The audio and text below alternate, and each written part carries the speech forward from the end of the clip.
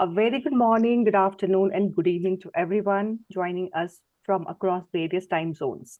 On behalf of Indo-Pacific Studies Center, I, Dr. Mansi, the Deputy Director of the Center, am honored to host today's event. Let me begin by extending a very warm welcome to all of you to the inaugural webinar of Indo-Pacific Studies Center 2025 initiative. The IPSC 2025 initiative includes upcoming conference on State of Indo-Pacific 2025, the IPSC Young Leadership Program, and IPSC Certificate in Strategic Geopolitical Analysis of the Indo-Pacific. All these initiatives have generated overwhelming response, and several among our audience today are already registered for at least one of these initiatives. So it is our extreme privilege to welcome Professor Stephen Nagy, an esteemed expert in the field of international relations and Indo-Pacific affairs, as the keynote speaker for today's webinar, which serves as the foundation and sets the tone for initiatives and discussion that lies ahead. But before we proceed with the lecture, I would like to invite Dr. Hugh Tuckfield, the founder and the executive director of the Indo-Pacific Studies Center, and the man behind these initiatives, to deliver his introductory remark and welcome our esteemed speaker. Dr. Hugh. Thank you very much, Dr. Mansi, and a very warm welcome to Professor Stephen Nagy. It's a great privilege to have Stephen speaking to us in our inaugural webinar for the State of the Indo-Pacific 2025 webinar series. I won't take up much time, but for those who aren't familiar with the Indo-Pacific Studies Center, we're an independent, non-profit public policy research organization. We're dedicated to serving communities, government and non-government organizations throughout the Indo-Pacific. We focus on critical issue areas, including international relations, human rights, climate and environmental issues, poverty and food security, global and regional governance, electoral integrity and democratization. Our research programs aim to deliver high-level analysis that informs policy solutions and innovations at local, regional and global levels, aimed at advancing the needs and the progress of communities in the Indo-Pacific region. I won't take up any more time. We'll get started, and thank you for all joining us. We've had an overwhelming response. We had to expand our number of participants that could attend today's presentation. So without further ado, I will pass it over to Stephen Nagy. I would just ask if people have questions, you can put them in the chat, but please mute your microphones. And welcome, Stephen. Thank you. Thank you very much. Thank you, Hugh. Sorry, Professor.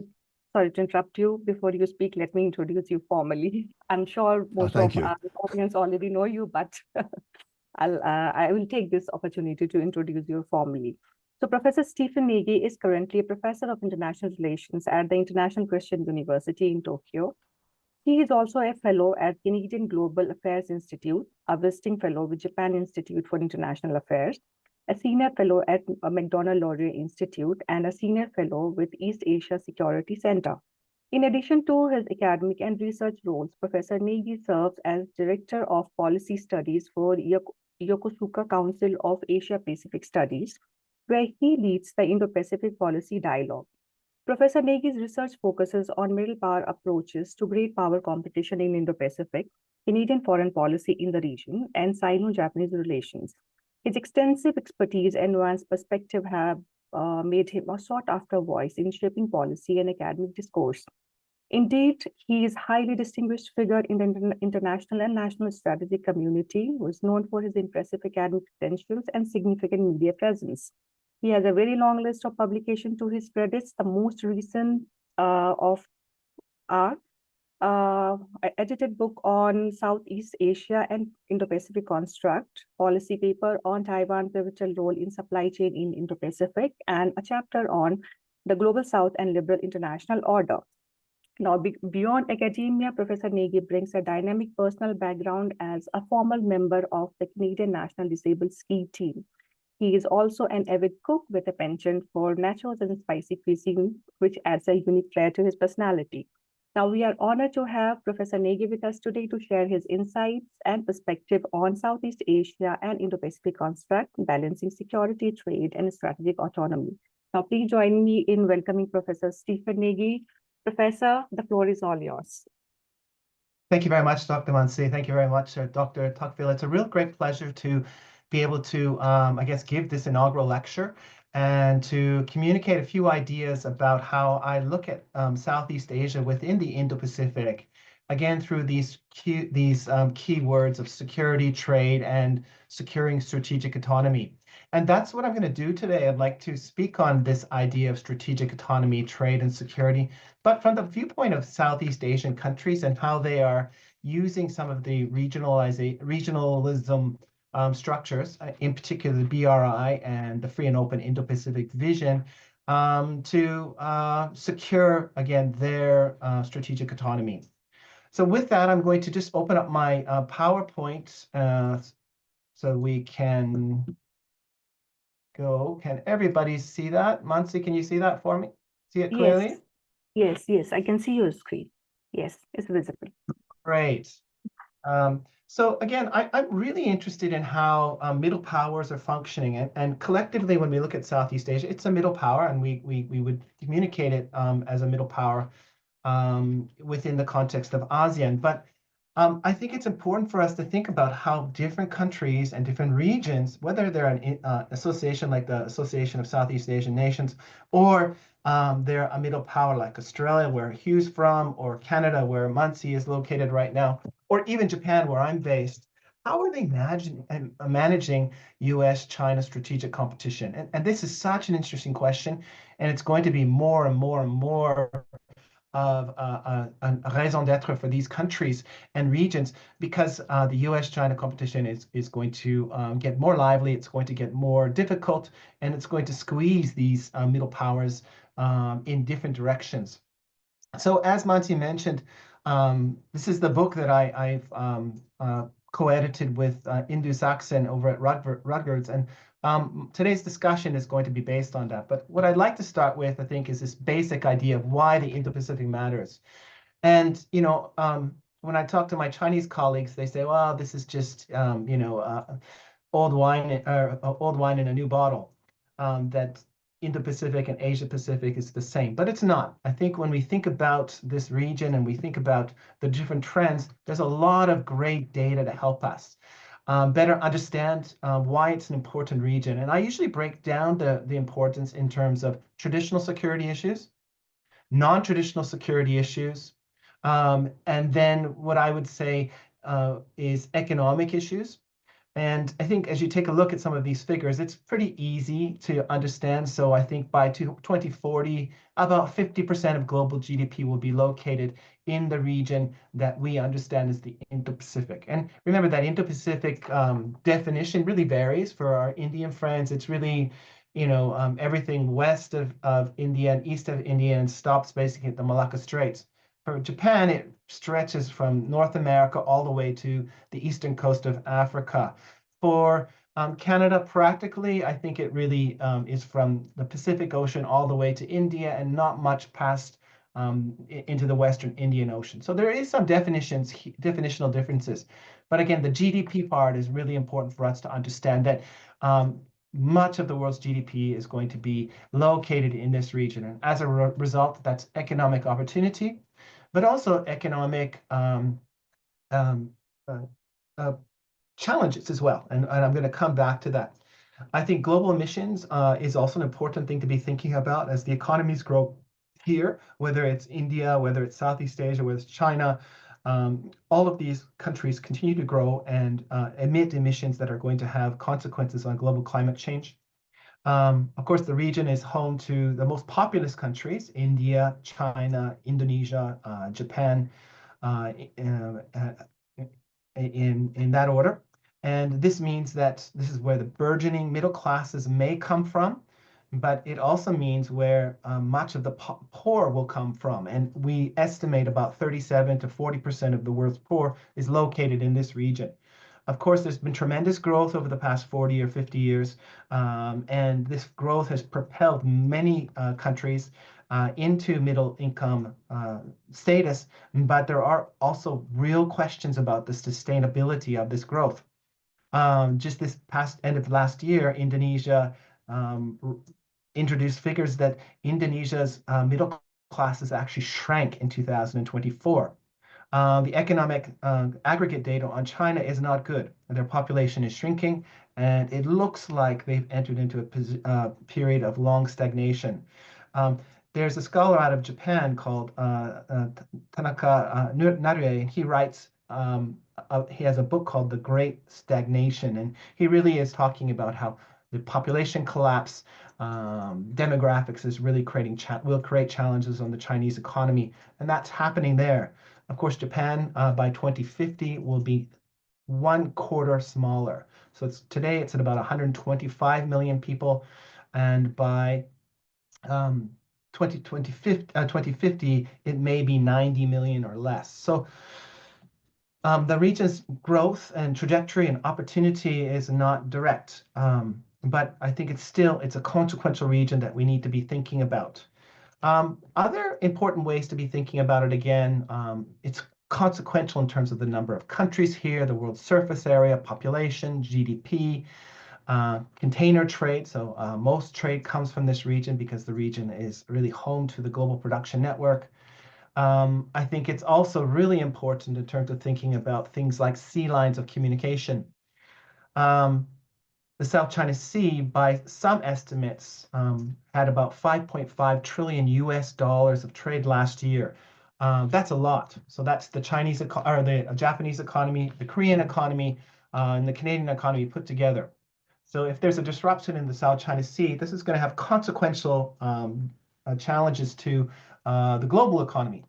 On the Taiwan issue, which is another hotspot, and we would call it a traditional security challenge in the region, by some estimates, we believe that 7 to 10% of global economy would be impacted negatively, about 7 to 8 trillion US dollars in a conflict across the Taiwan Strait.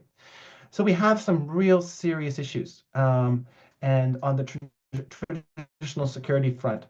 And although I think just prior to Mr. Trump's successful re-election as president of the United States, the Indians and the Chinese came to an agreement over the Himalayan plateau, we really don't know if this is just our Chinese friends practicing the economy of enemies, basically making friends with the Indians and the Japanese and the South Koreans and the Australians so they can concentrate on the United States, or is it sincere?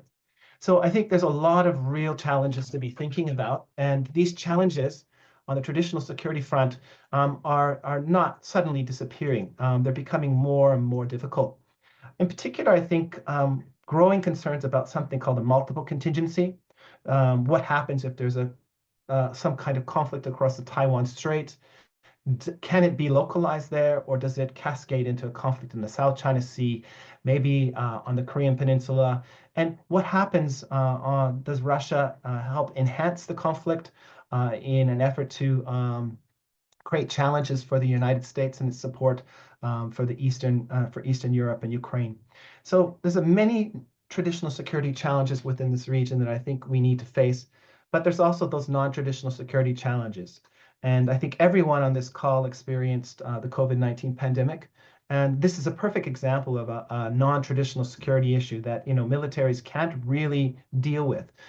It takes international cooperation, or as we saw in the COVID-19 pandemic, no cooperation. So transnational diseases, climate change, changing maritime environments, these will all affect this growing region, and they could fundamentally destabilize many societies. A very good example of this, again, in terms of climate change, is looking at places like the Mekong Delta area. The Mekong Delta is basically the rice basket for all of Southeast Asia, but also for much of Northeast Asia. There's real concerns about salinization of the Mekong Delta and how this will affect the rice basket and the food resources, including protein resources that are used to keep these societies' food security intact. The same can be said for Bangladesh and parts of India. Climate change is very serious, and they could have a tremendous environmental impact on these regions that results in food insecurity. So this region, again, is a region of opportunity, but those non-traditional and traditional security issues are things that I think we really need to be concerned about. So the book that I mentioned, it has 9 chapters. I just want to introduce the chapter that I focused on because I think it brings in some broad themes that I'd like to talk about. But I think as we look at this region, the Indo-Pacific region, but in particular Southeast Asia, there are 4 key take-homes that I would like to drive home for today's discussion. One is the region is very heterogeneous. Heterogeneity in terms of its politics, heterogeneity in terms of its economics, heterogeneity in terms of its governance, heterogeneous in terms of its development. And as a result, this heterogeneity means that Southeast Asia, but broadly the Indo-Pacific, can't be dealt with, I think, with one brush. We need a sub-regional approach, and I'm going to come down to this at the last part of this take-homes. We need to have a multiple approach to deal with this region effectively. So heterogeneity is a really important aspect as we think about this issue. Second is reading the ASEAN tea leaves, or reading Southeast Asian tea leaves. I like this expression. So I've been in Northeast Asia for a long time, and they have a custom where you have tea leaves at the end of your tea, and there's a fortune reader that looks at the tea leaves and says, you're going to have 3 kids, or you're going to be prosperous, or you're going to have a calamity come upon your family. So I think when we think about the tea leaves and ASEAN tea leaves, we have to read them carefully to understand how to engage in the region and understand their commitments to great powers and their position on strategic autonomy. The third is, again, I think Southeast Asia, like India, like other parts of the world, are really concerned about strategic autonomy. They don't want to be forced to choose between the United States and China. And I think, again, the lessons from Southeast Asia have implications for India, for the Pacific Islands, for Australia, for Canada, where I'm from, is that although we may lean one way or the next, I think that nobody really wants to choose between these great powers. They're trying to maximize their strategic autonomy, and their strategic choices reflect that approach. Lastly, and I think importantly, as we are thinking about how to engage with this region, Southeast Asia or ASEAN, I think that the multi-level engagement is really, really important. And when I say multi-level engagement, we need to have bilateral approaches with each of the countries within the region. Then we need to have mini-lateral approaches. And mini-lateral approaches, I'm going to focus on functional, maybe 3 or 4 country groupings that work together to deal with particular issues. I'll give you some examples after on this, but a quick example is the Quad, or the Camp David agreement between South Korea, Japan, and the United States, or the Squad, the agreement that was made between the United States, Japan, the Philippines, and Australia in terms of the South China Sea. These are examples of mini-lateral cooperation. And then we also need broad multilateral cooperation, dealing with ASEAN as a whole. Because this is kind of the, I guess, the skeleton of how the region continues to integrate, whether we like it or not. So those are 4 take-homes that I think are really important for us to be thinking about when we're dealing with the region. Now, what I'm going to do today is I want to talk about Southeast Asia's view of the region, and I want to introduce this idea of hedging as a framework. And then I want to introduce how Southeast Asian countries are using both a free and open Indo-Pacific strategy or vision, and the Belt Road Initiative as hedging strategies. They're not choosing one or the other, they're using both. And I want to stress how these countries have multiple alignment and are trying to maximize their diplomatic flexibility. And then I'm going to conclude today's discussion with a few closing remarks, and then we can open up the floor to Q&A. Just as a check, am I speaking too quickly? Okay. So I think one of the good litmus tests of how Southeast Asian countries are viewing the region is the Institute of Southeast Asian Studies Survey of Southeast Asia. And if you haven't looked at it, I think it's a really useful tool. There's also a new paper, and maybe Mansi, you can put this in the chat box, by Selena Ho and Terence Lowe, who also have just produced a paper on how Southeast Asia views China. And if you take a look at these 2 questions, question 38 and question 50, how confident are you that China will do the right thing to contribute to global peace, security, prosperity, and governance? You can see that within ASEAN, there's a lot of variation. Predictably, our Vietnamese friends say no, they're not confident. And predictably, a country like Laos or Cambodia are more confident. The second question is, and I think important, how confident are you that the US will do the right thing? And predictably, Vietnam is low, and the Vietnamese have least confidence, and other countries have more confidence. So I think that, these figures, and it's very useful to drill down into them, give us a good sense that ASEAN is complicated, it's heterogeneous, and that despite being part of the same association, that they have different views. And it's really important that we drill down into each country's view to try and think about how they're engaging in the region broadly. Now, what are some of the take-homes? Leaders in Southeast Asia publicly, and the former Prime Minister of Singapore, Lee Hsien-loong, in his foreign affairs essay in 2020, talked about this, that Southeast Asian countries don't want to choose between the United States and China. And that continues to be, I think, the public face of many Southeast Asian countries. By themselves, they're very small compared to China, and they don't have the kind of negotiating capabilities they need to negotiate with China. In line with that, though, I do think the post-Civil War China, Chinese Communist Party China, has been pretty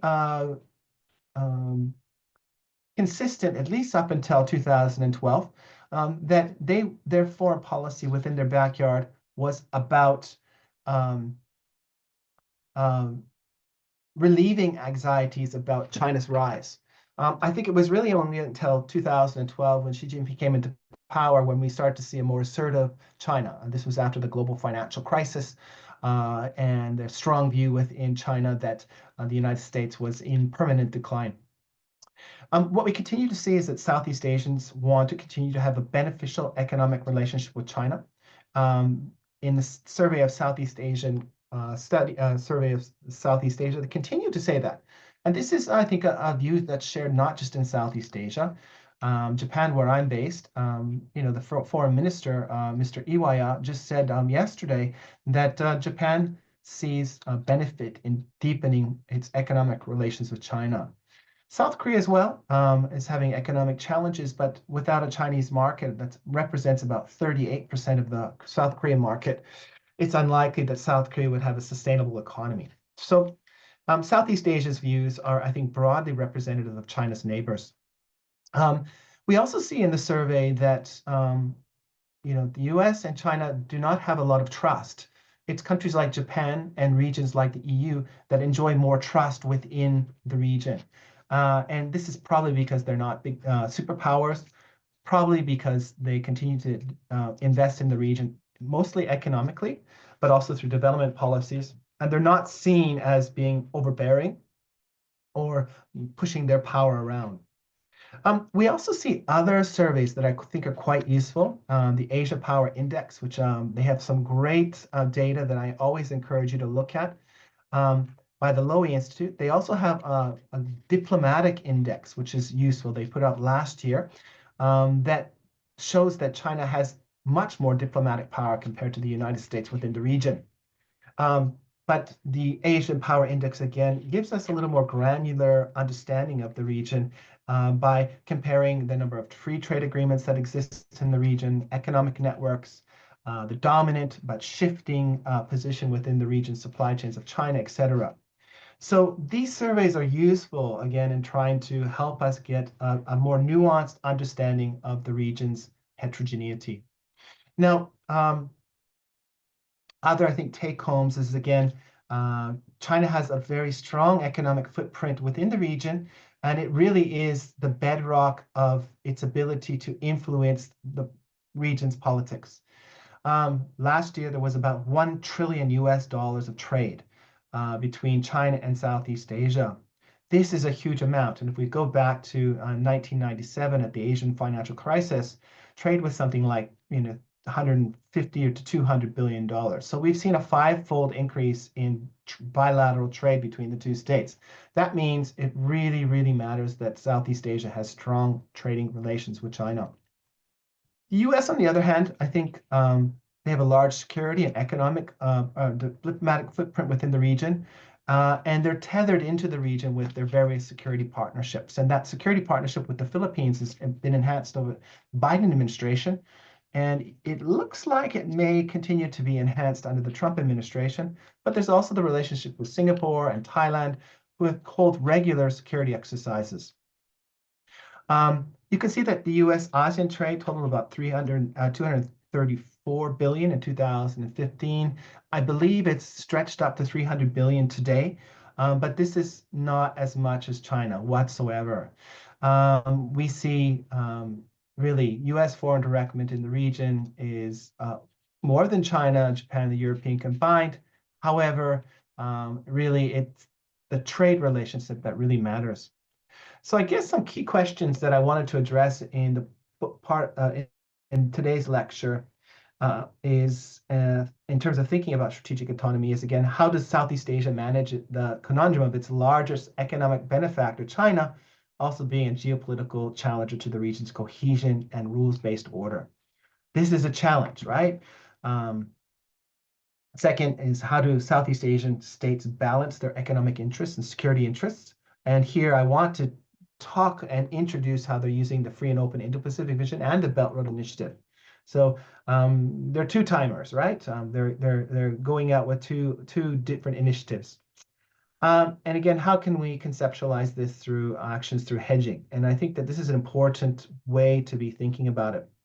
Now, as we think about hedging itself, I hope that most of you are familiar with this, but I'll just kind of review this. Evelyn Goh from ANU talks about a set of strategies to avoid undecided situations with straightforward alternatives. So not choosing ultimately and finding some alternative ways to maintain relationships and benefits without provoking the country that you are targeting. Quick from Malaysia, I think probably the most preeminent scholar on Southeast Asian countries' hedging strategies. And if you haven't read any of his work, I can't recommend him enough. And if you ever have a chance to meet him, he's very charming and has a good, he's a wonderful guy to have a meal with. But he talks about a set of behavior to offset risk by pursuing multiple policy options. And I think that I'm going to introduce some of these in a little bit. But basically, it's a continuum of bandwagoning and balancing. So quick, he talks about 4 different kinds of hedging: indirect balancing, dominance denial, return maximization, and binding engagement. And I think that if we were to think about Southeast Asian countries individually, the idea of dominance denial is pretty much impossible. Perhaps Indonesia, because it has 400 million people, but Laos, Cambodia, Brunei, Malaysia, these are small countries that really don't have the ability to push back against China. Return maximization, again, trying to get the most benefits possible. I think every single country in Southeast Asia wants to do that. Even the countries that are most have the most complaints about China. And here I'm speaking about the Philippines and Vietnam. Vietnam welcomed Xi Jinping to Hanoi in January 2024. They signed some agreements with regards to the BRI. And I think we also saw the new Vietnamese president visit Xi Jinping in Beijing soon after he was chosen. So they're not choosing one or the other. Vietnam, again, not having a complicated relationship with China, is trying to maximize their economic and diplomatic interests. The Philippines as well. We often think about the Philippines as, the most pro-US and the most anti-China, but they're still trying to establish economic relations with China because of proximity, because of the opportunity. Indirect balancing. So here we see some states within the region doing this. Philippines is probably the most forward-leaning. building coalitions and trying to work in with international institutions. And I think the recent agreement between the United States, the Philippines, and the United States is a good example of that, where they decided to cooperate on infrastructure, technology, some maritime security. But the Philippines is also working with Canada, where I'm from, in terms of the provision of Canada provides dark vessel technology so that the Philippines can combat illegal, unregulated, and undocumented fishing. So this is another example of the kind of indirect balancing. Binding engagement is a little bit more complicated, but basically is linking your the country that is complicated for you. And I don't want to say adversary, because I think Southeast Asian countries don't look to China as an adversary, but they do have concerns about some of its behavior. So they want to anchor it and bind it into what we call things like trade agreements. So the Regional Comprehensive Economic Partnership is a good example. It tries to create norms about how to trade. So I think that these are important ways for us to be thinking about hedging, and quick ideas are really important. Now, there's some other ways to be thinking about how Southeast Asian countries are engaging through the lens of soft balancing and hard balancing. And I think that these are really, in many ways, dancing on the head of a pin, because hedging and soft balancing, hard balance is so similar. But soft balancing, the objective is a constraint. We want to constrain and restrict a bigger country or a more assertive country's behavior on us. And the tools are non-military assets, so economic tools, international institutions, diplomacy. So in Quick's language, this is that binding engagement, right? Or indirect balancing. Hard balancing, on the other hand, is to undermine or confront an emerging state. So Saltzman talks about this. But in this case, I think that, Southeast Asian countries really are not in the space to really have a military buildup, build alliances, or engage in and acquire military technologies. And if you think about Vietnam, it has a 4-no policy, right? If you think about Laos and Cambodia, well, they don't really have an external military. To build alliances is not in there. It's not possible. The Philippines and Singapore have an alliance, same with Thailand, but at the same time, they are cooperating quite closely with China on some areas. So the hard balancing is not really as useful as an explanatory tool as I think Quick's hedging, but I wanted to introduce them because I see some overlap. So as we think about FOIP and BRI's hedging strategies, I think it's important for us to get an understanding of the initiatives themselves. And I want to introduce to you the Belt Road Initiative, how I understand it based on interviews in China with colleagues. And I think that's an important place to start. Not how I see the Belt Road Initiative, but how do my colleagues in China talk about the Belt Road Initiative? So this initiative, you can see there's arrows in the sea and arrows across the land. We call these corridors. The yellow one that's in the sea is sometimes called the maritime, or the maritime Silk Road, and the ones on the continental platform are called the land corridors. The maps change all the time, and China is quite deliberate with this because they don't want to say that this corridor is permanent or infringing upon another country's sphere of influence. So these are just broad guidelines. But when my interviews with Chinese colleagues, they articulated the Belt Road Initiative into at least 5 different areas. One was something called New Developmentalism. And New Developmentism really came out of, I think, the modernization experience of Japan, and then Korea, Taiwan, and then China. And what they found was that you build infrastructure into the rural communities. In that time, it was trains, and that allows you to bring the labor into the manufacturing areas and build manufacturing areas. And then you could, through manufacturing, you could start to export goods externally. And the capital would come back to those workers, and the workers would bring the capital back to their hometowns. So Japan did this in the Meiji Restoration. It opened up places like Kochi or or Tohoku area of Japan, the northeastern part of Japan, or Hokkaido, to bring the labor into the manufacturing centers. And then annually or semi-annually, the people would go back, they'd bring that money back to their hometown to help it develop. So this happened in Korea as well, and it's happened in China on steroids. That the infrastructure that has been built in China has opened up the country. And it's created what we call the floating population. So the people from the rural area come into the manufacturing centers. They make all that great stuff for Diwali and Christmas and Halloween and all the things that we love. And then about this time, and actually tomorrow, they go back to their hometown for Lunar New Year, bringing presents and income that they've saved through the year. And then they give that to their families and their communities to help develop. That is the new developmentalism. And from China's point of view, building roads in Nepal or Bangladesh or Pakistan or South Central Asian states is very much about opening up their economies and creating flows of people and capital.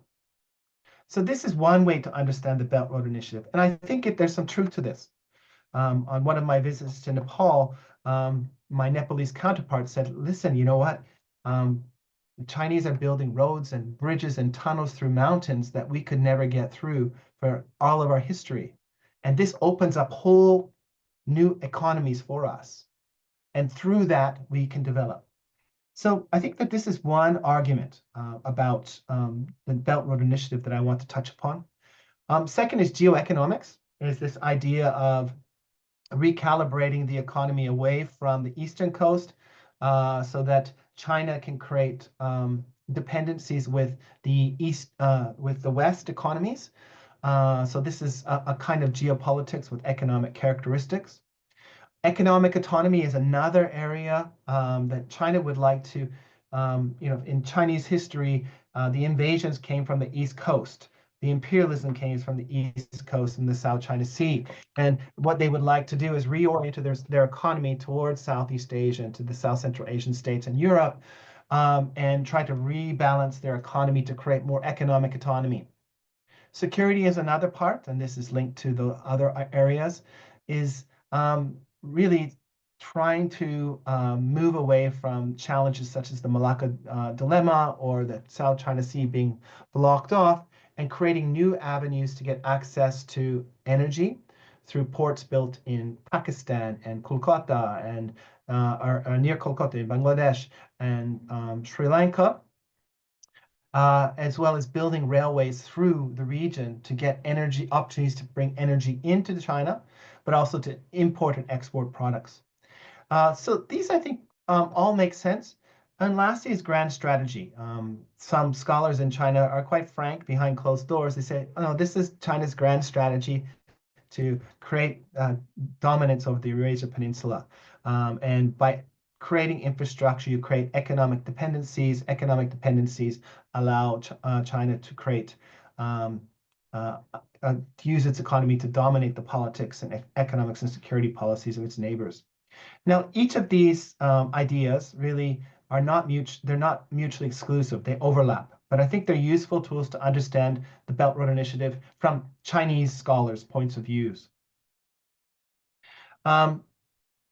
It's expansive and it continues to grow. I'm not going to go so much into this in today's lecture because I'm conscious of time. But you can see that it's built on the 5 principles of peaceful coexistence, and that China continues to see this strategy in the post-COVID era as a way to build its so-called community of a common destiny for mankind. So in contrast to the non-binding aspect of the Belt Road Initiative, the free and open Indo-Pacific strategy that countries like Japan are advocating are trying to, again, strengthen collaboration with countries like India. And, yesterday was the 76th anniversary of the Republic of India. I attended a big event here in Tokyo. And, both countries are talking a lot about a rules-based order, about synergies and creating this arc of shared norms across the maritime domain of the Indo-Pacific. No, we can understand it in lots of different ways. This is how the Japanese have been talking about it, and they talk about connecting two oceans, the Pacific Ocean, the Indian Ocean, and this was kind of brought into life by the late Prime Minister Shinzo Abe. They talk a lot about development and connectivity. They recognize the region's heterogeneity, and they put ASEAN at the center of Japan's Indo-Pacific strategy. Frankly, many countries have done that as well. Without ASEAN buy-in, you can't move forward in terms of your Indo-Pacific engagement. And again, that has been intentional by Southeast Asia in terms of securing their strategic autonomy. So what are some of the key areas? I think, again, inclusivity. So they want to have an inclusive region, Southeast Asia. They're focusing on infrastructure and connectivity. They want to enhance trade. Southeast Asian countries like the idea of a rules-based order that binds big and small countries because they're small. They need it. And they're interested in maritime security because except for Laos and Cambodia, Southeast Asian countries rely on the maritime domain for food resources, for trade, for energy. And these have become key pillars to how they think about balancing China and the United States through this idea of a free and open Indo-Pacific.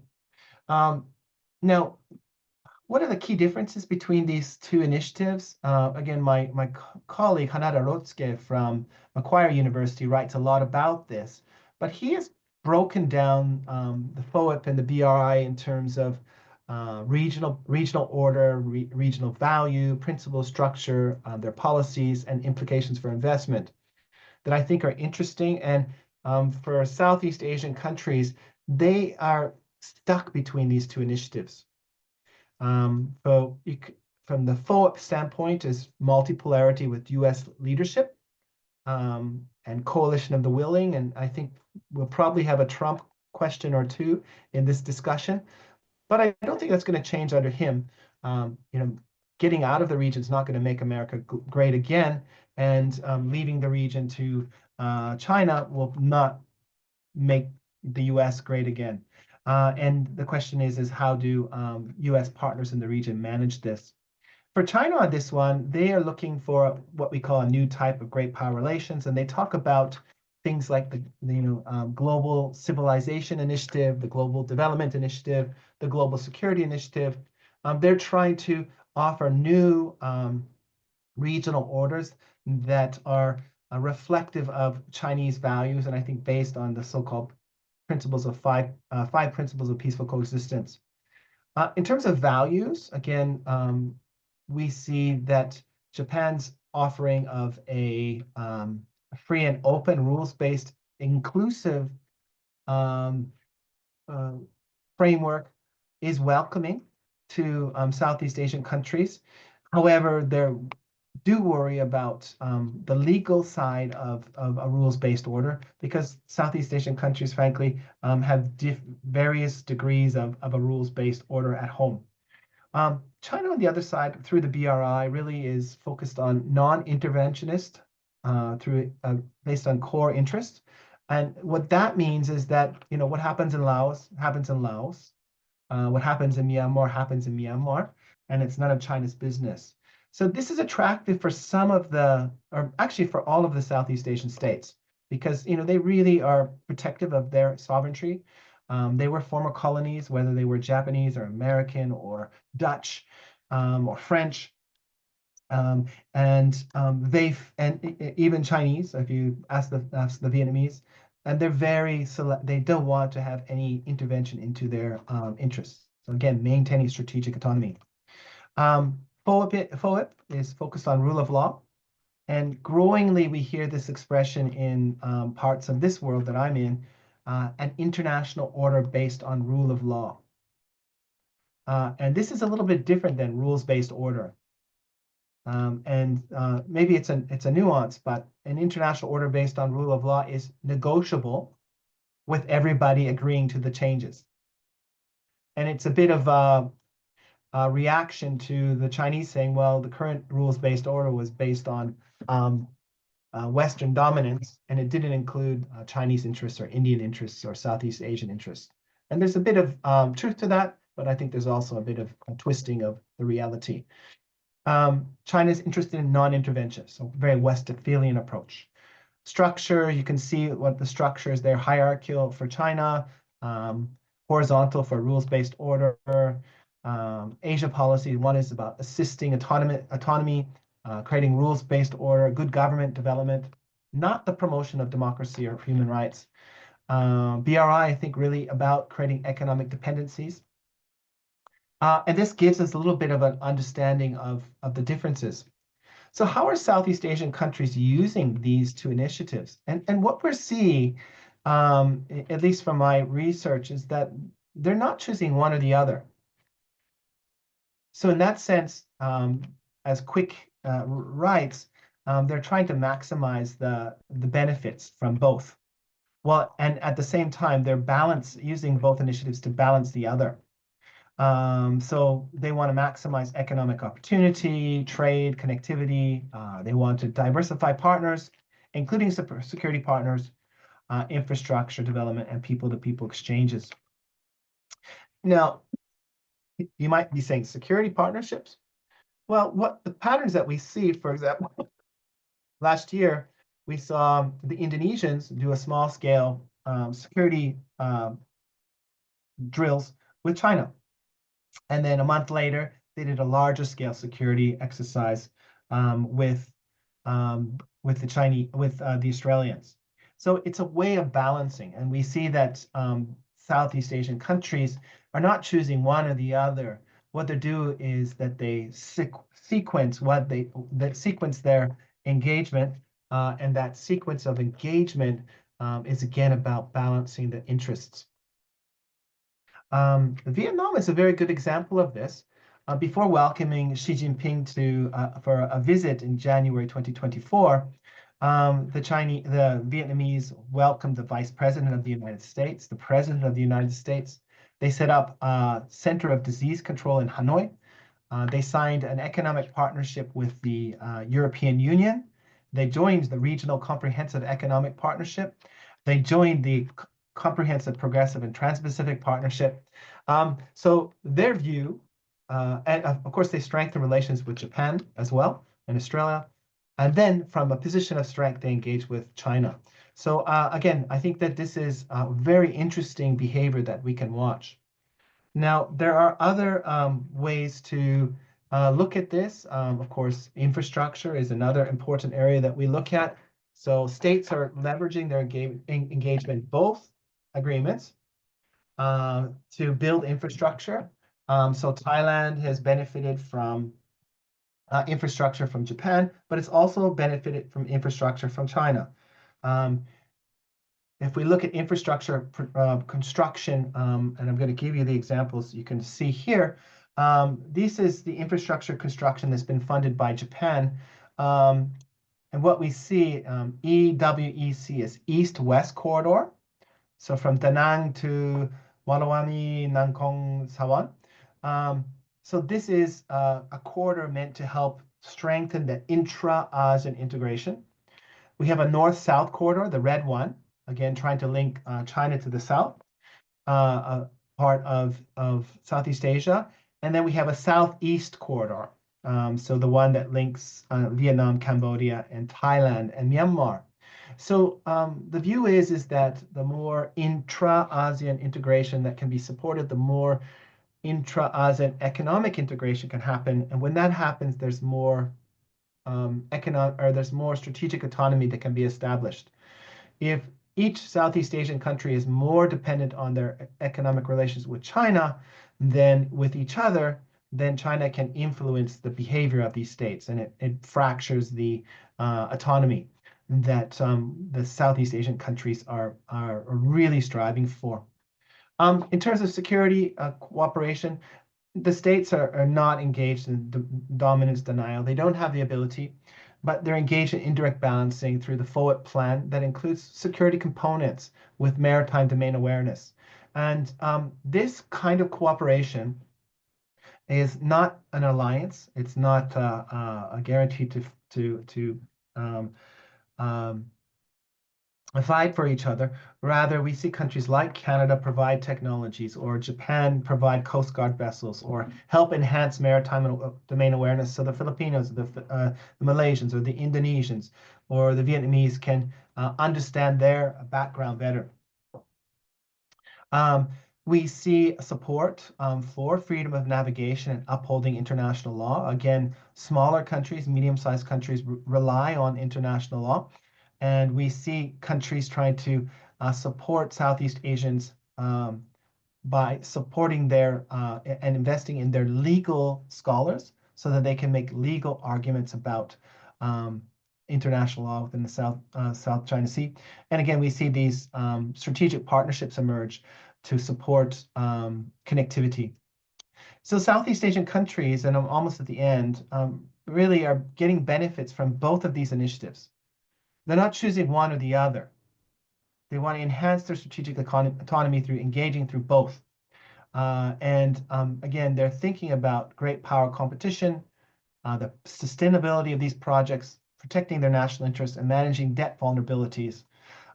By looking at both of these and choosing how to engage in both for their interests. We see, again, this idea that the most critical priorities for Southeast Asian countries is maintaining strategic autonomy. And they do this through multi-alignment and engagement, through diplomatic flexibility and pragmatism, through constructive engagement and dialogue, and building regional cooperation and solidarity. And this continues to be the case, and it's not changing. Yeah, I think I basically said this. Maybe I'll end with a few closing points. As Southeast Asian countries are thinking about balancing United States and China, they are thinking about how they can use FOIP, that free and open Indo-Pacific, from many countries, and the BRI to maintain their strategic autonomy. That strategic autonomy has been, protected and invested in during the Cold War period, and throughout the post-Cold War period, and since the Asian financial crisis and global financial crisis, quite frankly, since COVID-19 pandemic. They see the best way to maintain stability and avoid conflict is by, again, maintaining strategic autonomy by working together within ASEAN. Now, they do this through multiple alignment engagement. So sometimes the Vietnamese will work with the Chinese, sometimes they'll work with the Japanese, sometimes they'll work with the Europeans, sometimes they'll work with those Canadians. They don't feel like they have to choose. They want to demonstrate, again, diplomatic flexibility and pragmatism. In Vietnam, they use the expression bamboo diplomacy. I think there's a lot of different versions of this, but basically they don't want to choose, and they want to maintain maximum engagement with partners and challenging states while avoiding enmeshment or being anchored into their systems. They continue to invest in constructive engagement and dialogue. This is why the ASEAN +3 meeting continues to go on, the East Asian Summit, and others. Dialogue, dialogue, dialogue. They continue to employ hedging and risk management strategies to avoid conflict. And this will continue to be the case as China and the United States continue to intensify their cooperation or competition. They're promoting regional cooperation and solidarity, and this is challenged today with the conflict in Myanmar and countries like Laos and Cambodia being seen as client states of China. But Japan just signed a strategic partnership with Laos and is committed to trying to give them more autonomy. They've also invested in Cambodia, and Cambodia and Laos also understand that over-reliance on China is liability, not only an opportunity. And we see again that Southeast Asian countries are trying to protect their national interests and sovereignty through this approach of maintaining strong bilateral relations, minilateral relations, and multilateral relations to secure their strategic autonomy. So with that, I'm going to stop there, and that gives us some time for Q&A. Thank you for listening, and I will go stop sharing my screen. Thank you, Professor. Thank you for your insightful and enlightening talk. Your presentation has undoubtedly deepened our understanding of the positioning of Southeast Asia in the Indo-Pacific construct. And it has also highlighted some of the critical issues and challenges which you mentioned in your talk. Indeed, the ASEAN centrality remains a cornerstone of the Indo-Pacific strategy for many nations, as you mentioned, including Japan, India, EU, and all. I'm confident that our audience has found your perspective very thought-provoking and will have several questions. Now we open the floor for the question answers. You can write your questions in the chat box, or you can raise your hand and directly interact with Professor. We do have a couple of questions and observations here in the chat box. Okay, this is by Roshan. One sec. Okay, so I'm Roshan Kala. I'm sorry, I'm pronouncing the name badly. Okay, so he's saying the Chinese investment in numerous Indo-Pacific nations occur across various sectors, with Chinese entities acting as both investors and laborer in these initiatives. There are significant concerns regarding the potential use of subversive tactics to infiltrate local systems and conduct covert operation as a part of gray zone warfare. To effectively safeguard their national sovereignty, it is imperative for Indo-Pacific nations to develop comprehensive strategies and enhance their security and resilience in the face of such a challenge. What is the strategic approach of Southeast Asian countries? So it's It's a long question, but thank you very much, Commander Roshan. It's a pleasure to meet you. I appreciate your engagement. So as we think about gray zone tactics, this is a really complicated issue because I think there's many different levels, and the gray zone area can be from cyber to using merchant vessels to using blue hulls, so that's coast guards, to using other tactics. So I think it really depends on the region. So the Philippines, which is the most forward-leaning Southeast Asian country, has decided initially to try and tackle these challenges through lodging a case at the International Court, International Court back in 2014 or 15, and they won the case. But with a change in politics, the leader at the time, Duterte, said that we are going to push that aside and try to work on policy. So that was one way the Philippines tried to tackle this. I think they found afterwards that appeasement with China, and Renato Castro from De La Salle University writes a lot about this. He says appeasement didn't work with the Chinese. The Chinese kept pressuring. So then they started to try and use initiatives such as maximum transparency, where they film everything and they put it on social media to show and shame the Chinese counterparts. That didn't work so well. But what we've seen the Philippines do now is move into strengthening minilateral relationships with different partners. The Philippines, US, and Japan signed an agreement in May 2024 to again work on maritime issues, strengthen their technology, strengthen infrastructure. And this was one way that they tried to deal with the gray zone operations.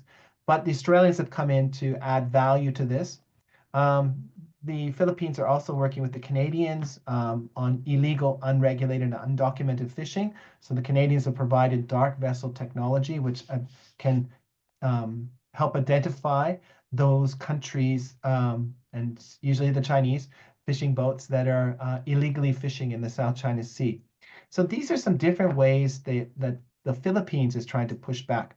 But we also see, again, the Japanese trying to help by providing maritime domain awareness activities and training countries, maritime officers in Vietnam, Malaysia, and Indonesia. So there's a lot of different ways to do this. But the gray zone question, again, it's vast and it's really challenging. And China has invested a lot in this because it's less provocative and it allows them to move forward in achieving their interests. And it's very difficult for smaller countries to respond. Thank you, Professor, for your answer. We have another question. This is by Ms. Surbi. The question is the challenge posed by China sufficient to unify the allies in the Indo-Pacific region, considering the diverse perspective, security interest, and differing interpretations of the Indo-Pacific architecture among these nations? If not, what strategies can be employed to ensure cohesive effort and sustained pressure to counterbalance China's influence in the region? So thank you very much for the question. I think it's an important one. The heterogeneity is a challenge within the region because the heterogeneity is not only their identity and their histories and political systems, but their relationship with China. And the relationship with China is complicated in all of these states. So Southeast Asian countries tend to use the ASEAN formula to try to balance China's size and to not cooperate on initiatives unless they have consensus. And that makes it difficult for China to move forward on a lot of issues. But it also makes it easy for China to kind of influence and stop ASEAN from working. So that is one way. We also see Southeast Asians try to bring in extra regional partners individually and collectively. So individually, we see trade agreements like the Japan or the EU-Vietnam trade agreement, which is trying to help deleverage Vietnam from the Chinese economy. We see some of the economies in the region sign, again, the Comprehensive Progressive Trans-Pacific Partnership. So these are ways to deleverage and create new relationships. So not all countries want to do this. There are some talks about, ASEAN minus formulations where, only 6 ASEAN countries work together on issues so that they can, achieve something. With Laos, Cambodia, Myanmar, maybe Malaysia sometimes, it's difficult to get consensus on some issues. So is there a place for a smaller ASEAN? So there's a lot of different ways. But ultimately, I think that these countries working together will be ultimately informed by China's behavior. If China is gracious and it has it's open and it negotiates, they may find it in their interest to align with China, as long as they can maintain their strategic autonomy. If the United States is more consultative and puts more attention to the region, then they may find ways to work with the United States. All of these are happening at the same time. It's not one or the other, and that's what makes the region quite difficult. I think China is loath to engage in offensive, aggressive action within the region because they understand that this would push all of the countries within the region towards the United States. And as a result, they continue to use economic carrots and sticks. They continue to use the Chinese diaspora community to try and influence politics. And I think that they continue to use time as the tool to try and create the space to eventually order the region in a Sino-centric way. Again, the paper that I mentioned by Terence Lowe and Selena Ho, maybe I can put a link in the paper in the, I think I have the link for you. I'll put it here. Yes, I do.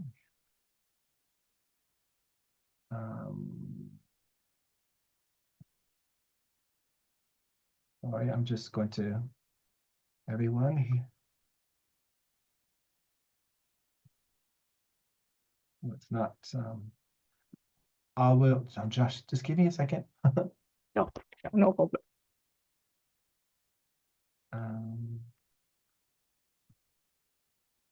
Here is the paper. I think it's a great paper. Again, trying to illustrate how Southeast Asian countries really don't want to be dominated by by China, but again, they still want to have that friends with benefit kind of relationship.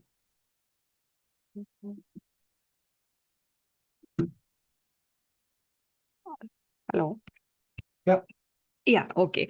So before we take the next question, I would like to mention this comment by Vikas, who is saying that thank you, sir, for this interesting and very relevant session, especially sharing the thought process of Chinese thinkers. Now, this indeed is really interesting because we rarely get to, interact with scholars from China and actually get to see what they are thinking. So based on that, I do have a question, but probably I should reserve my question for the end. The another question we have is by Vikas. So Vikas is saying, does China's growing influence through BRI and the soft power in small countries like Nepal pose a concern for the United States and India in the broader Indo-Pacific region? So I've had some Nepalese students, and I find them really interesting. And they often talk about Nepal being a sweet potato squished between two rocks. And the two rocks, of course, are India and China. So when we had our discussions, it was quite interesting. And, you know, Nepal's a small country. It's very fractious. It is very Indian in many ways, but also it has Tibetan components, and it's very different.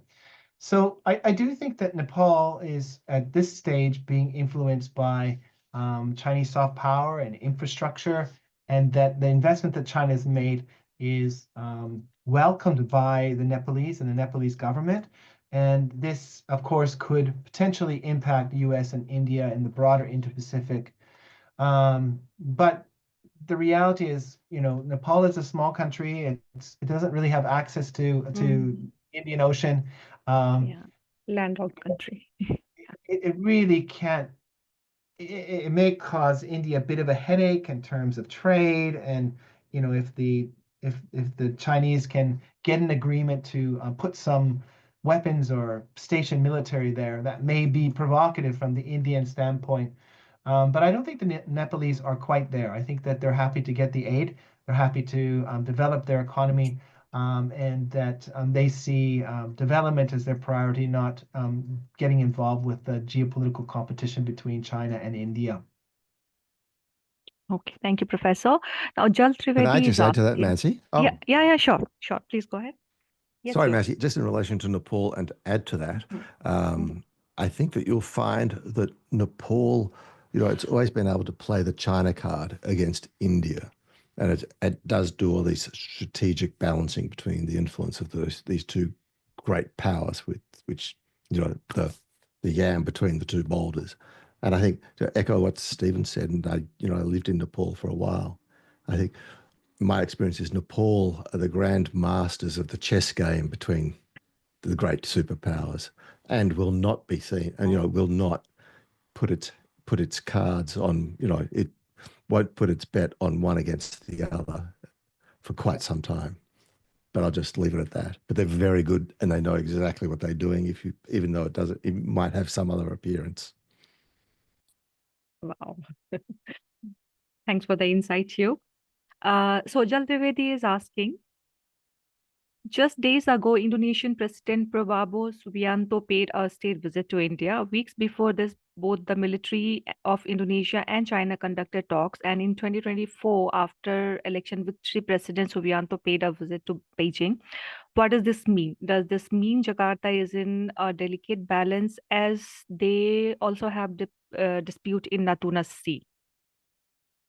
So, Jal, thank you. You know, the president of Indonesia also visited Mr. Biden before he left office. So I think that we shouldn't read too much into this. Indonesia wants to promote a multipolar world, a multi-alignment. It wants to have strong relationships with the United States, and continues to try to build those security ties and economic ties.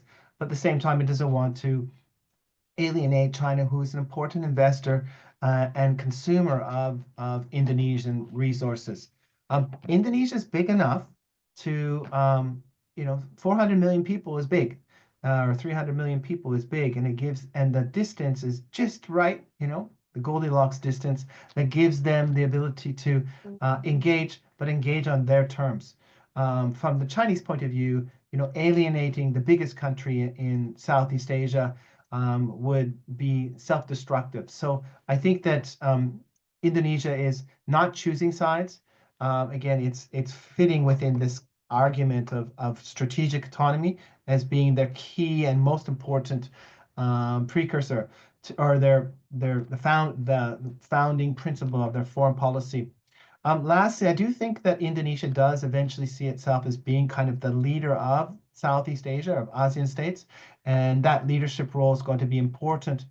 And if they want that leadership role, again, they have to have that right balance between Washington and Beijing. And I think that they're not willing to give that up to get a little bit of extra economic aid from China. Thank you, Professor. Sajid Khan is asking, what is your opinion on small states hedging individually rather than regional in the current dynamics of Indo-Pacific region?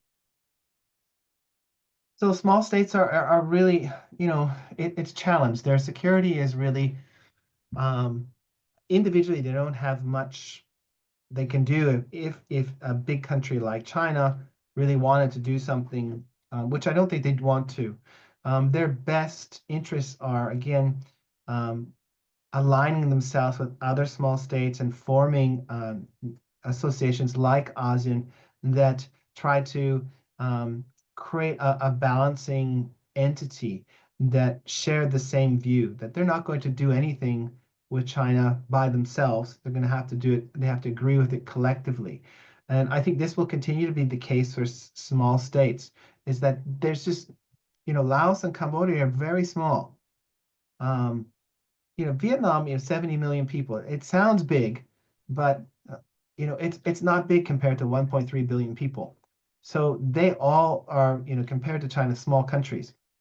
So it's in their interest to cooperate with each other, to balance the size of China, and to continue to bring in as many extra regional partners to strengthen their trade, their security instruments, so they are more autonomous.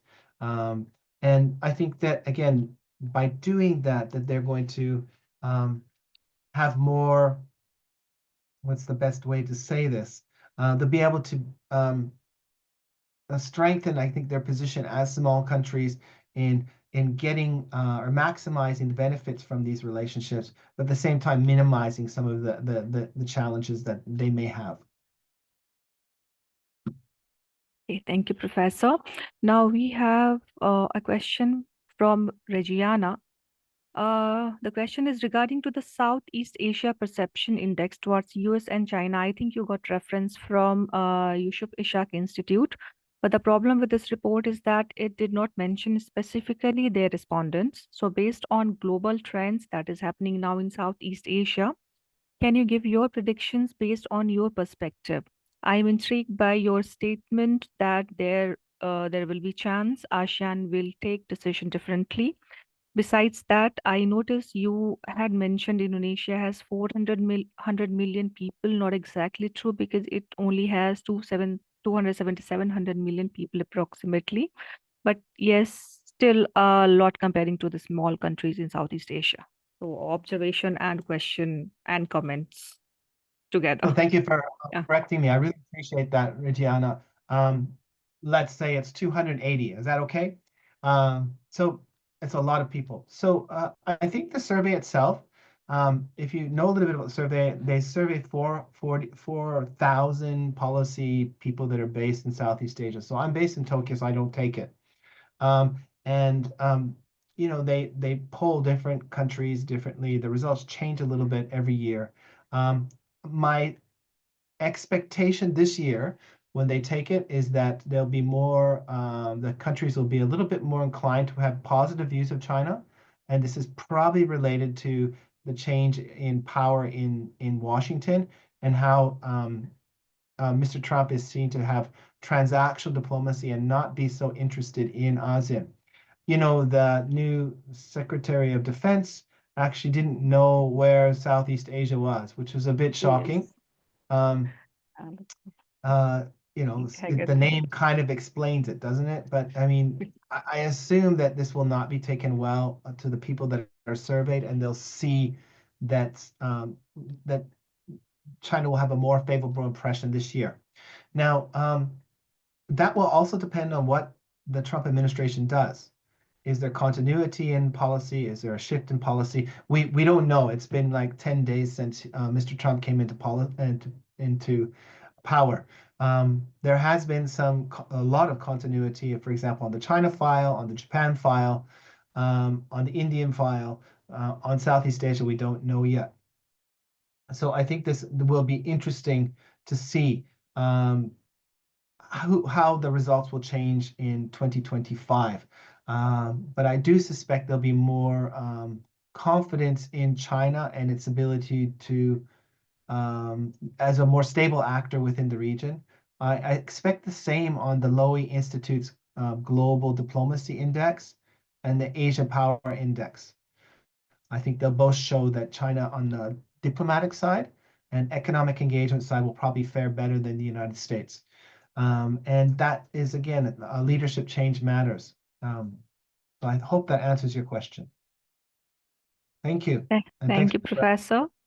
We have another question by one of our fellows, Alex, who is based in Kenya, and he's saying, I would like you to elaborate on challenges that might arise as Southeast Asian countries continue using hedging strategies to navigate relationship with competing powers.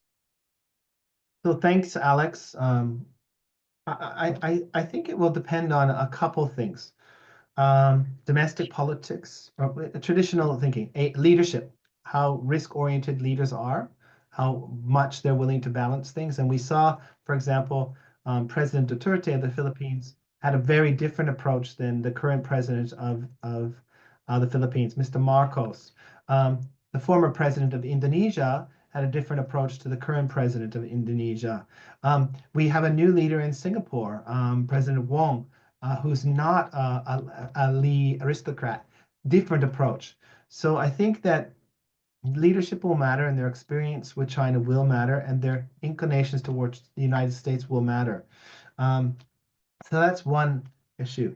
Domestic politics, and domestic politics is related to economics. So if the economies continue to thrive, then I think that they will continue to support their current leader and the leader's approach to China. If the economies start to destabilize, which is a possibility, they may shift their view. And lastly, there's regional dynamics. If the Philippines accrues some success by cooperating with Japan and the United States in its backyard, other Southeast Asian countries may say, hey, we should do something.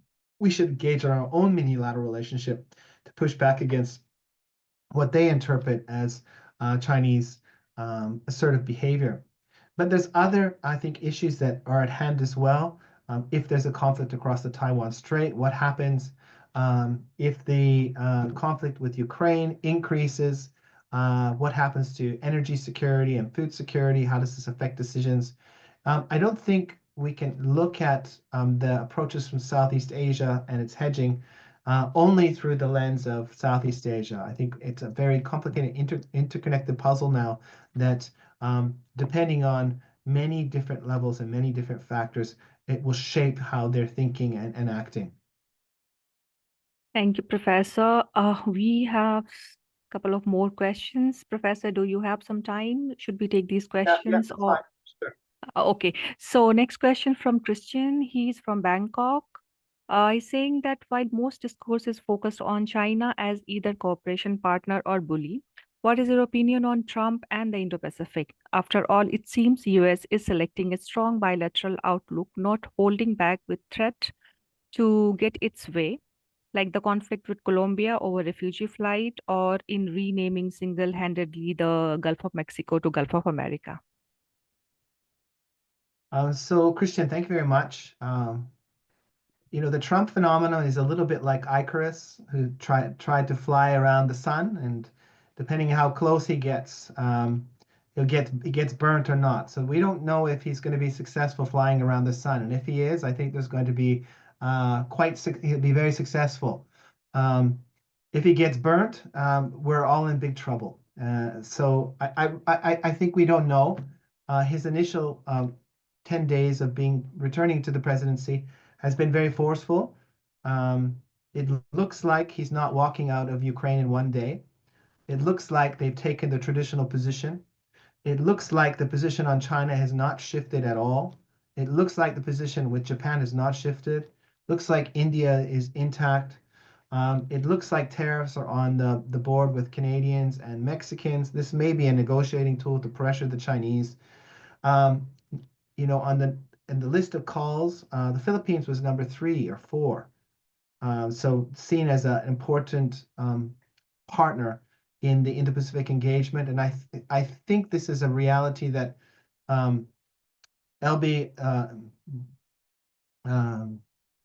Elbridge Colby and his book Strategy by Denial is really, I think, the doctrine that the US is engaging with to balance and manage the Chinese challenge. I do think Rush Doshi's understanding of China and is still in the mindsets of policymakers and within the conservative think tanks that are feeding the Trump administration.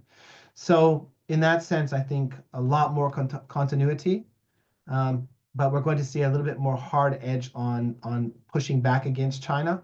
And I do think we're going to see a stretching of what the one China policy means from the viewpoint of not only the United States, but allies of the United States. That doesn't mean moving away from the one China policy. It means countries standing up for their one China policy. And I think up to now, Beijing has basically said our one China policy is your one China policy. That's not really what the one China policy is. Every country had their own interpretation of what one China meant and boundaries. And I think those boundaries are going to be shaped. But I'd be interested in hearing what your views are, Christian. Christian, please go ahead if you want to say. Yeah. I'm just unmuting me. No, I mean, I was more drifting in the way like Trump first also asked South Korea and Japan to take more responsibility, financial responsibility. Are we expecting a recall of this? And in this way, not only China relations, so maybe Trump becomes less interested in Asia-Pacific, because as you said, you show the continuation of bilateral relations. So in this way, you walked a little around my question about Indo-Pacific, because after all, it was the US who pushed Indo-Pacific in the first place.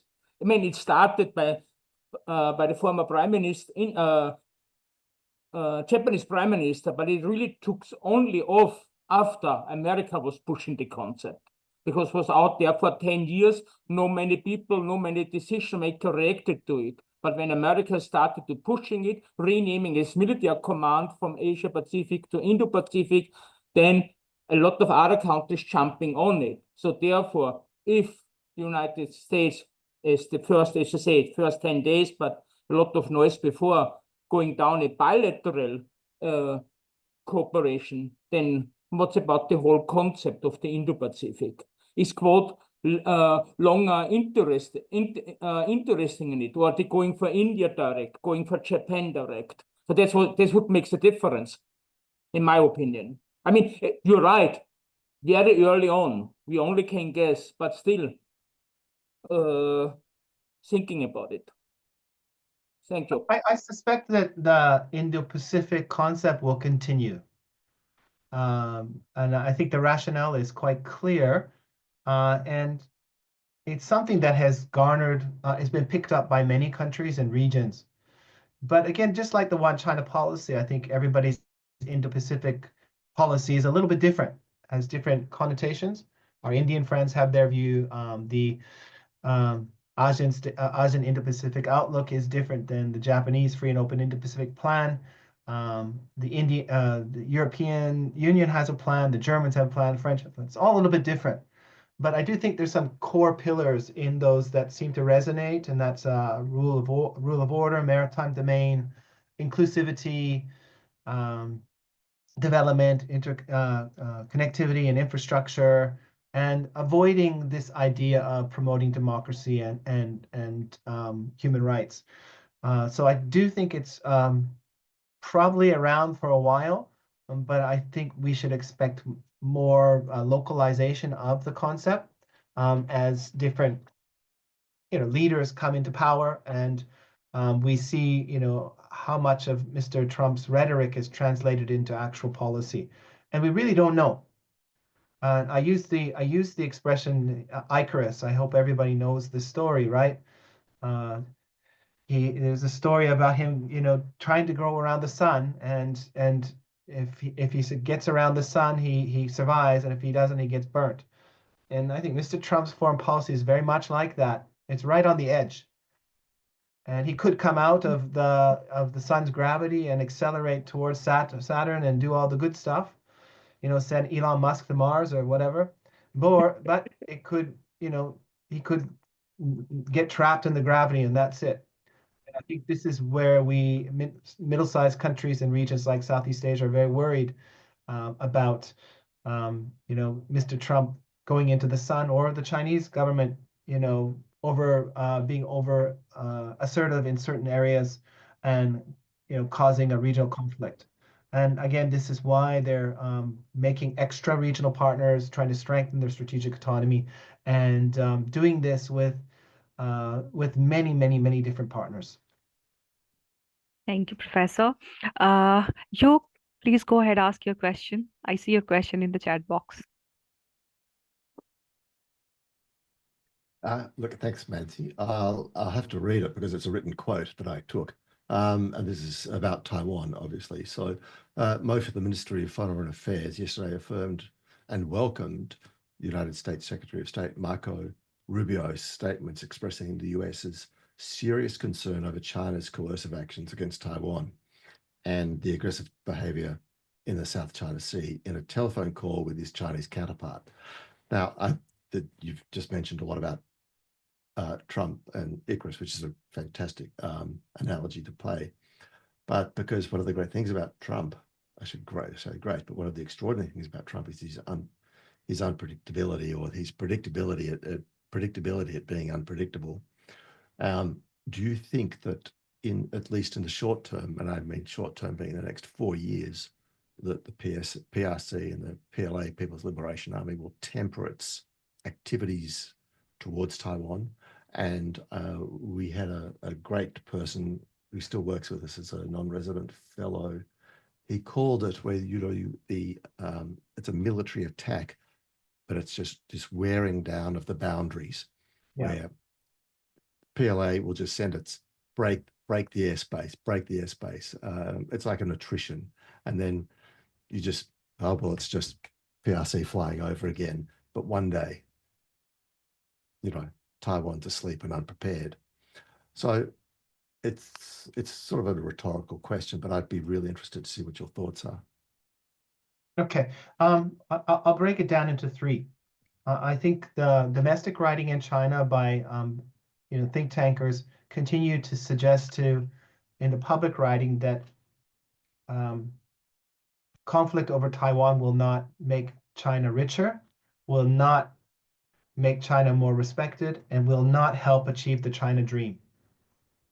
So this is a bit code to say we shouldn't do it. You're not criticizing the government. You're not saying we're not ready.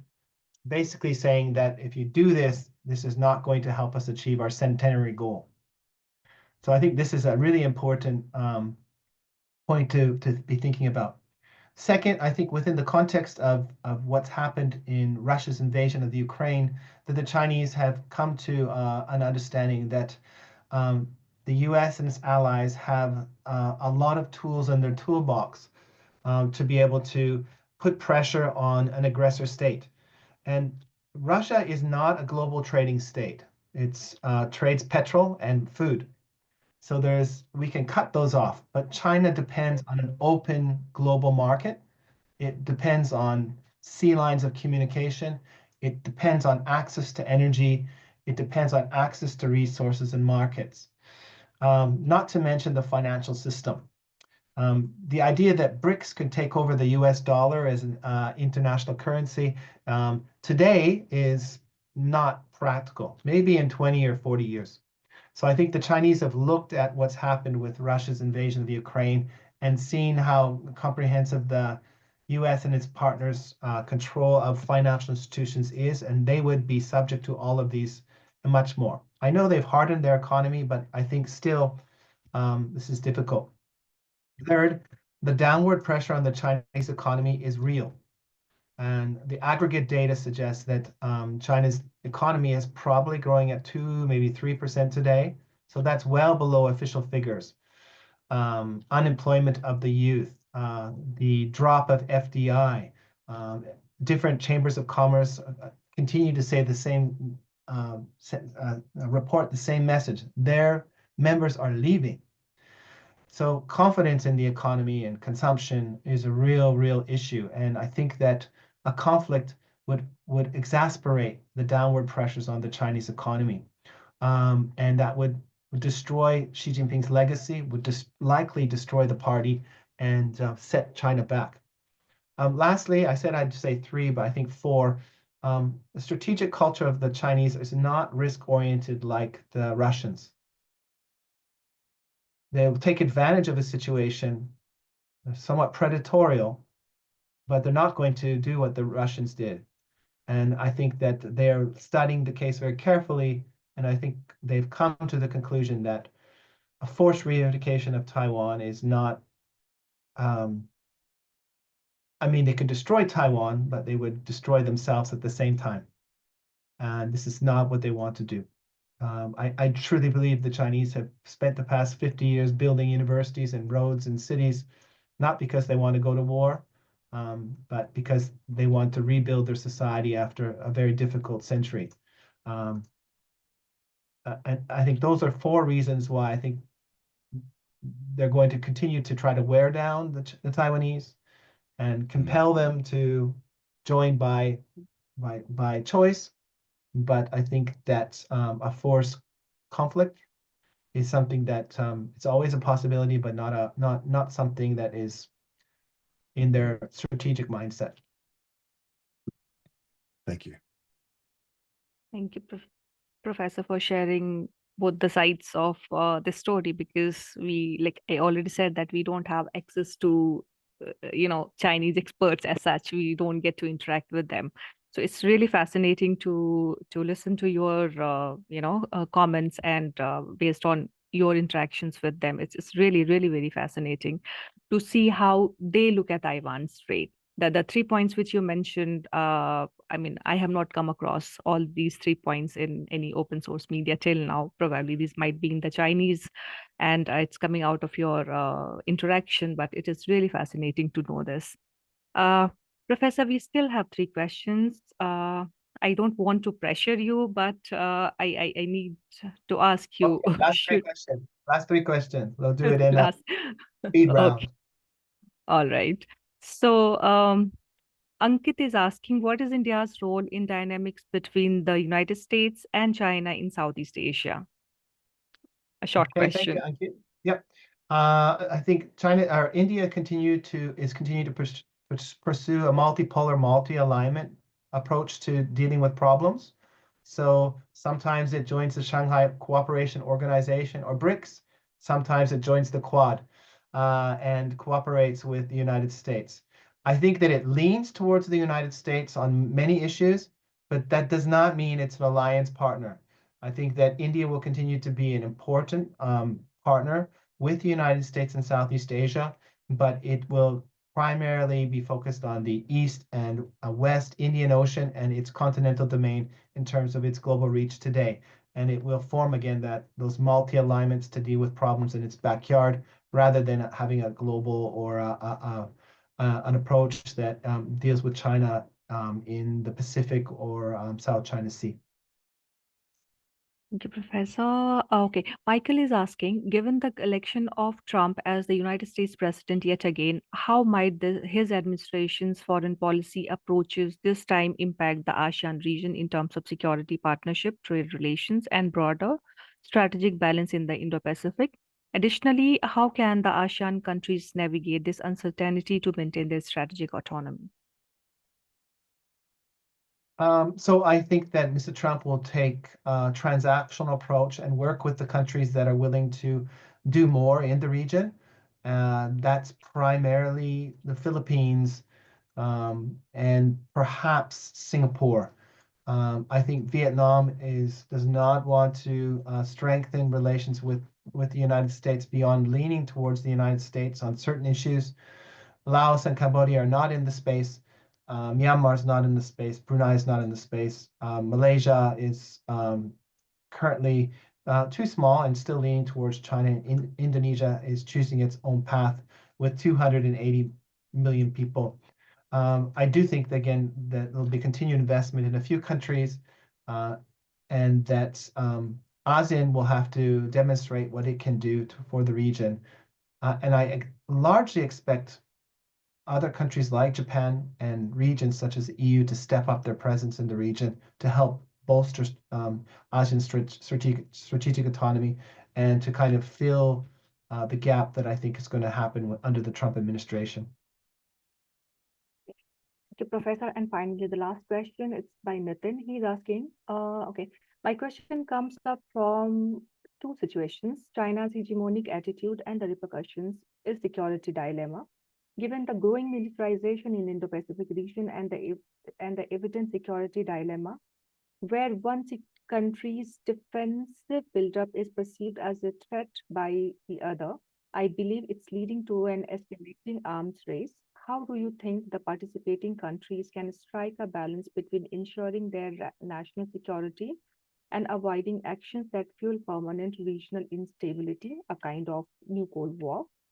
Also, in this context, how effectively do you think multilateral mechanism and trust-building measures can be in fostering long-term stability, especially with China's assertive posture in the region? China is also cautious about their lowering recent growth and potential sanctions. Long questions. Yeah, it's a lot in that one. Yeah. So thank you. So first, I think if you're interested in the military buildup, CSIS in Washington has some great graphics on it, and it really shows that the military buildup is throughout the region, right? Everybody's buying arms and subs and bullets. We see different approaches to that military buildup. The Japanese are selling arms and training, but they're not forming military partnerships, because I think that's a bit of a relic of the past. So the military arms buildup is happening, and I think that we're not building the normal transparency mechanisms so that we can get a good understanding of, for example, how much the Vietnamese are investing, or the Malaysians or the Indonesians. And that creates challenges and a risk of escalation. Are there trust building measures to foster long-term stability? I do think forums like ASEAN +3 are good. They bring people together, they talk, they communicate, they share their concerns. But for Southeast Asian countries, their biggest concern is China. For China's, the biggest concern is the United States and its alliance network in the region. So they're somewhat looking at each other differently.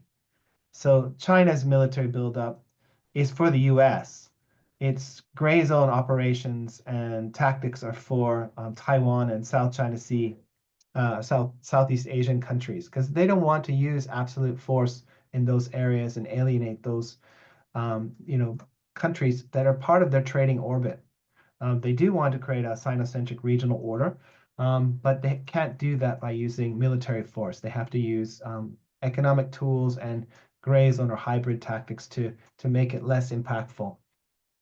So, I think that trust building, the challenge is that they're building their militaries for different problems.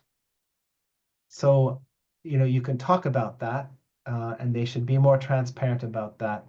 But I think that the absolute capabilities of China are quite overwhelming for Southeast Asian countries individually and collectively, and that the trust building mechanisms are just not there at this stage. Can they be? It depends on what China would like to do and what Southeast Asian countries would like to do collectively. And the ASEAN mechanism, where consensus-based decision-making is the rule for negotiating, continues to be fractured by China influencing certain countries in Southeast Asia, making that rule, making trust building measures a little bit more difficult. So until that equation changes, I think we're in a position where the trust levels continue to decrease in the security area, but there's possibilities to increase cooperation in the environment area or economic area, infrastructure connectivity. So maybe those will be the platform to start to produce the backdoor discussions that touch upon military buildup as well. Thank you, Professor, for patiently answering all the questions. Now, as we reach the end of the webinar, I would like to invite Dr. Hugh to give his closing remarks. Jok. Thank you very much, Dr. Mansi. That was an absolutely stellar presentation, Stephen. I think you covered so many important aspects. I've got 3 pages of notes, which of course I'll be diving through. I think you've also introduced our audience into a great number of issues and thinking points that have not been on their horizon until your presentation tonight. And I encourage everyone to go and read your book, one of your many books on the Indo-Pacific. This one is obviously very relevant for the times right now. I think that I don't know where to start. In terms of my closing remarks, I could have another 3 hours of talks with you about many of the things that you've raised tonight. And I want to, first of all, thank you so much for taking your very precious time to speaking to our audience at the Indo-Pacific Studies Centre. We hope you'll come back again for some of our other events that we'll be having during the year. Your contribution to the discourse is immeasurable and invaluable, and we're really very, very fortunate to have had you speak to us, give us your insights tonight, this afternoon, this morning, and tonight, all across the world. And I also want to thank our audience, which has come from coast to coast, all over the world, Europe, the United States, Africa, all throughout Asia, Australia, New Zealand. It's been a very sort of global audience that you've cut across to. And we hope that we know that's going to continue and grow as the Indo-Pacific Studies Centre continues in our journey.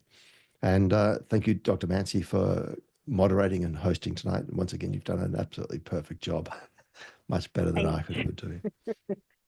Thank you, Thank you Joe. so much. Thank you. So on behalf of IPSC and everyone present today, I extend my heartfelt gratitude to Professor Nagy for delivering such a thought-provoking and enlightening lecture. Your deep insight into Southeast Asia and Indo-Pacific construct have enriched our understanding and sparked meaningful conversation. Thank you once again. I would also like to thank Dr. Yu for organizing this event and for his leadership role and taking care of all the logistics and everything to make it work. Thank you, Yog. And finally, I would like to thank all our audience for their active participation and engagement. Your presence and thought-provoking questions have added great value to today's session. As we conclude, I encourage everyone to reflect on the key takeaways from today's session and explore how we can collectively contribute to the ideas and challenges discussed by Professor Nagy. Thank you once again, and we look forward for your continued participation in our future events. Our next webinar in the series will be scheduled towards the end of next month, and we'll share the information as it comes. Thank you once again. Have a nice evening, have a nice day, depending on the time zones, and I hope to see you all again sometime soon. Thank you. Thank you again. We'll be in touch. Thank you. Fantastic.